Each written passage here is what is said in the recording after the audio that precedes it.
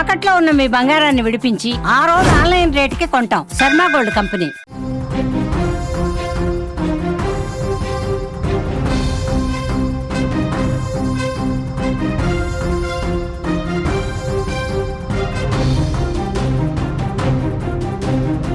నెల్లూరు జిల్లాలో దారుణం.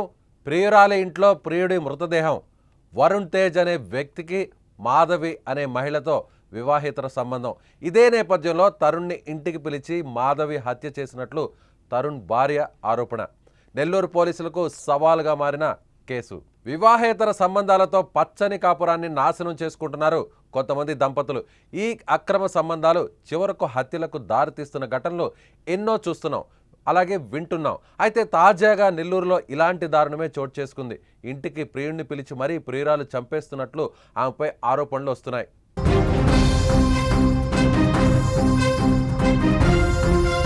నెల్లూరుకు చెందిన తరుణ్ తేజ్ అనే వ్యక్తికి ప్రవళికతో పెళ్లి కాగా 2 పిల్లలు కూడా ఉన్నారు. అయితే తరుణ్కు మాధవి అనే మరో మహిళతో పరిచయం ఏర్పడగా అది కాస్త వివాహేతర బంధానికి దారితీసింది. అయితే ఎప్పటిలాగే మాధవి ప్రియుడు తరుణ్ తేజ్ ఇంటికి పిలిచింది. కానీ అదే ఇంట్లో తరుణ్ తేజ్ హత్యకు గురయ్యాడు. అయితే దీనిపై తరుణ్ తేజ్ భార్య ప్రవళిక సంచలన ఆరోపణలు చేస్తుంది. తన భర్తను మాధవితో పాటు మరికొందరు కలిసి హత్య చేసి దాన్ని ఆత్మహత్యగా చిత్రీకరించారని పోలీసులకు కంప్లైంట్ చేసింది. ఆమె ఫిర్యాదు మేరకు కేసు నమోదు చేసుకున్న పోలీసులు దర్యాప్తు చేస్తున్నారు.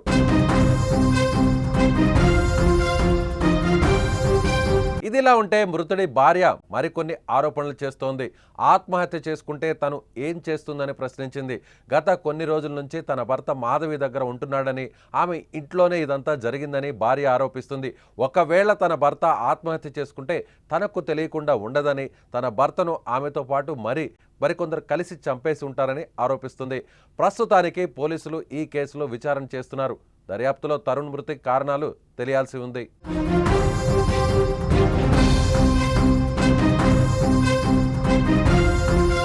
సో నెల్లూరు జిల్లాలో ఈ కేసు పోలీసులకు ఒక సవాల్గా మారింది. వివాహేతర సంబంధంతో, ముఖ్యంగా తరుణ్ తేజ్ ఒక మహిళతో వివాహేతర సంబంధం పెట్టుకొని ఆమెతోనే గత కొంతకాలంగా సహజీవనం చేస్తున్నాడు. అయితే భార్యకు పిల్లలకు దూరంగా ఉంటున్నటువంటి ఈ వ్యక్తి ఒక్కసారిగా ప్రియురాలి ఇంట్లోనే చనిపోవడం ఇప్పుడు అనేక అనుమానాలకు తావిస్తుంది. ముఖ్యంగా తరుణ్ తేజ్ ఎవరైతే భార్య ఉన్నారో ఆమె సంచలనమైనటువంటి ఆరోపణలు చేస్తున్నారు. ఏం చేస్తుందంటే తన భర్తకు సంబంధించినటువంటి ప్రియురాలు మరికొంతమంది కలిసి ఈ హత్య చేసి ఉంటారని, హత్యను కాస్త ఆత్మహత్యగా చిత్రీకరిస్తున్నారని పోలీసులు కానీ కూపీలాగితే, పోలీసులు సరైనటువంటి రీతిలో దర్యాప్తును ప్రారంభిస్తే ఖచ్చితంగా దీని వెనుకున్నటువంటి ప్రతి ఒక్కరి హస్తం బయటపడుతుందని, ముఖ్యంగా ఎవరైతే తన భర్తకు సంబంధించినటువంటి ప్రియురాలు అక్రమ సంబంధం పెట్టుకున్నటువంటి మహిళ ఉందో ఆమె దీని వెనకంతా కూడా ఉంది. ఆమె ఖచ్చితంగా ఆస్తి కోసమో లేదంటే డబ్బు కోసమో వేరే సరైనటువంటి కారణాలు లేకుండా ఈ హత్య అయితే మాత్రం చేసి ఉండరు. ఖచ్చితంగా దీని వెనక ఏదో ఒక రీజన్ ఉంటుందనేటువంటి ఒక అనుమానాన్ని ఆమె వ్యక్తం చేస్తుంది. ప్రస్తుతం ఈ కోణంలోనే పోలీసులు దర్యాప్తు చేస్తున్నారు. వివాహేతర సంబంధాలతో పచ్చని కాపురాన్ని చాలామంది నాశనం చేసుకుంటున్నారు. సో చాలామంది ఈ దంపతులు వేరొకరితో వివాహేతర సంబంధాలను పెట్టుకోవడం, ఆ తర్వాత ఆ సంబంధం కాస్త చిలికి గాలి వానలా మారి చివరకు హత్య చేయడం లేదంటే ఆత్మహత్యల వరకు వెళ్తుంది. ఈ అక్రమ సంబంధాలు, ఇలాంటి ఘటనలు మనం ఎన్నో చూస్తున్నాం, వింటున్నాం. అయితే తాజాగా ఇప్పుడు జరిగినటువంటి ఈ ఘటన, అలాంటి ఘటనే మళ్ళీ ఇప్పుడు నెల్లూరులో చోటు చేసుకుంది. ఇంటికి ప్రియుడిని పిలిచి మరి ప్రియురాలు చంపేసినట్లుగా ఆరోపణలు అయితే ప్రస్తుతానికి వస్తున్నాయని చెప్పాలి. అదేవిధంగా తరుణ్ తేజ్, నెల్లూరుకు సంబంధించినటువంటి తరుణ్ తేజ్ అనే వ్యక్తితో ప్రవళికకు గత 2 పిల్లలు కూడా పుట్టారు. ప్రవళిక అనేటువంటి ఆమెతో పెళ్లి చేసుకున్నాడు. సో ఇద్దరు కూడా ప్రశాంతంగా ఉన్నారు. అయితే ఆ తరువాత వేరే మహిళతో పరిచయం ఏర్పడింది తరుణ్ తేజ్కు. అక్కడి నుంచి కూడా ఈ వివాదం కాస్త పెద్దదిగా మారింది.